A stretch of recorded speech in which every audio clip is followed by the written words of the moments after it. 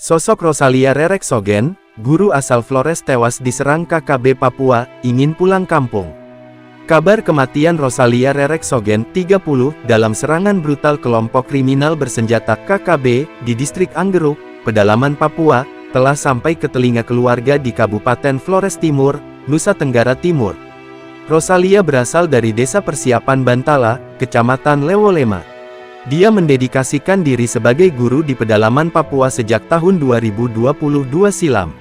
Menurut keluarga, Emmanuel Subansogen 32, keluarga berfirasat buruk tentang Rosalia saat menyimak pemberitaan media massa.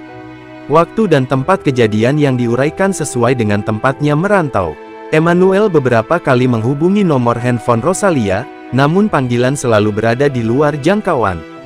Informasi lebih kuat diperoleh keluarga dari beberapa perantau asal Flores Timur di Papua, termasuk pihak yayasan. Kabar yang tidak pernah mereka inginkan ternyata terjadi.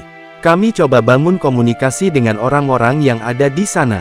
Firasat sudah tidak tenang, ternyata kabar itu benar, ujarnya, Minggu, tanggal 23 Maret tahun 2025.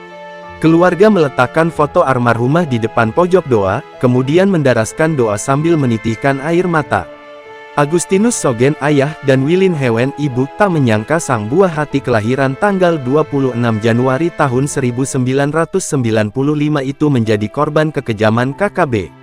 Keluarga besar korban, termasuk warga Flores Timur secara umum, berharap jenazah Rosalia Rereksogen dipulangkan dan dimakamkan di kampung halamannya di Desa Bantala. Dia sempat beritahu mau pulang kampung bulan Mei. Merantau sejak 2022 lalu, sering telepon dengan orang tuanya lewat saya punya nomor HP, ujar Emmanuel, Minggu, tanggal 23 Maret tahun 2025. Panggilan 3 hari lalu itu rupanya untuk yang terakhir kalinya. Suara ramah dari perempuan kelahiran tanggal 26 Januari tahun 1995 itu tidak terdengar lagi hingga datang kabar duka tersebut.